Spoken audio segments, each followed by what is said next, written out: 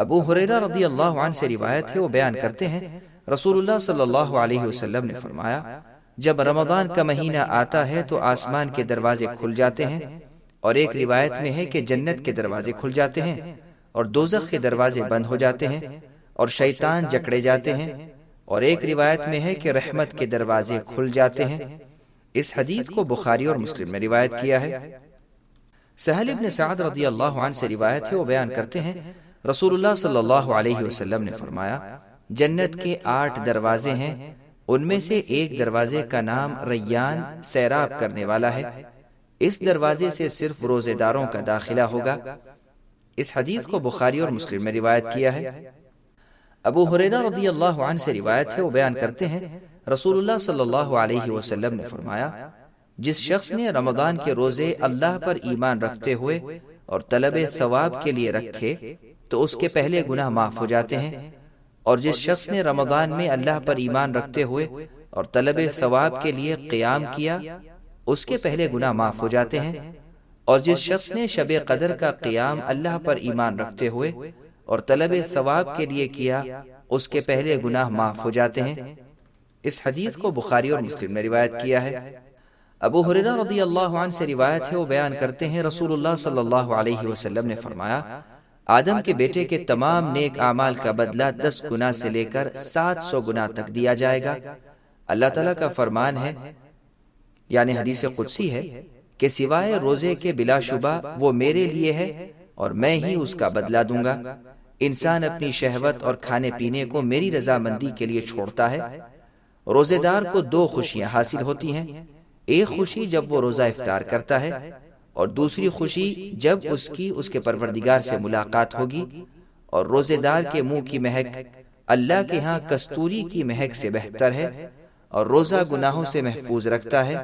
اور جب تم نے روزہ رکھا ہو تو فحش گفتگو سے احتراز کیا جائے اور نہ جھگڑا کیا جائے۔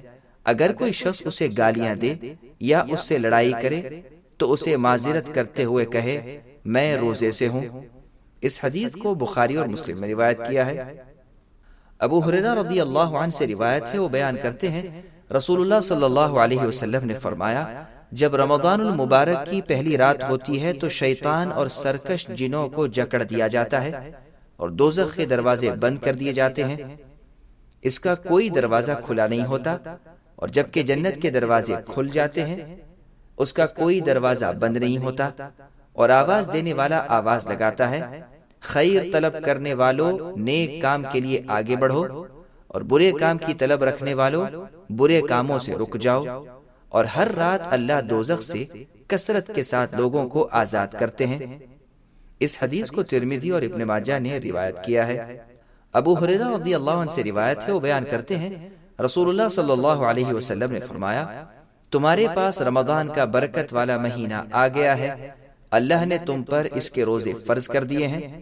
اس ماہ میں دوزخ کے دروازے بند ہو جاتے ہیں اور سرکش شیطانوں کو جکڑ دیا جاتا ہے۔ اللہ کے لیے اس میں ایک رات ہے جو 1000 مہینوں سے بہتر ہے۔ جو شخص اس کی خیر و برکت سے محروم ہوا وہ ہر قسم کی خیر و برکت سے محروم رہا۔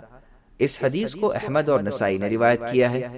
عبداللہ ابن عمر رضی اللہ عنہما سے روایت ہے، وہ بیان کرتے ہیں رسول اللہ صلی اللہ علیہ وسلم نے فرمایا، روزہ اور قرآن مومن انسان کی سفارش کریں گے۔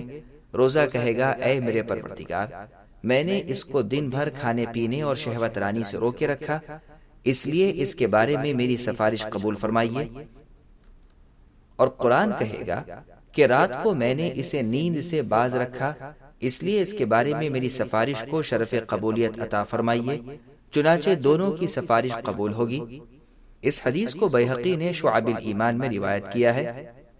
انس بن مالک رضی اللہ عنہ سے روایت ہے، وہ بیان کرتے ہیں رمضان کا مہینہ آیا، رسول اللہ صلی اللہ علیہ وسلم نے فرمایا، یہ برکت والا مہینہ آیا ہے، اس کو غنیمت جانو، اس میں ایک رات ایسی ہے جو 1000 مہینوں سے بہتر ہے۔ جو شخص اس رات کی خیر و برکت سے محروم رہا وہ ہر طرح کی خیر و برکت سے محروم رہا، اور اس کی خیر و برکت سے صرف وہی شخص محروم رہتا ہے جو ہر قسم کی سعادتوں سے محروم ہے۔ اس حدیث کو ابن ماجہ نے روایت کیا ہے۔ سبسکرائب کیجئے ہمارے چینل اور دبائیے بیل کا آئیکن تاکہ آپ کو ریگولر نوٹیفیکیشن اپڈیٹس مل سکے۔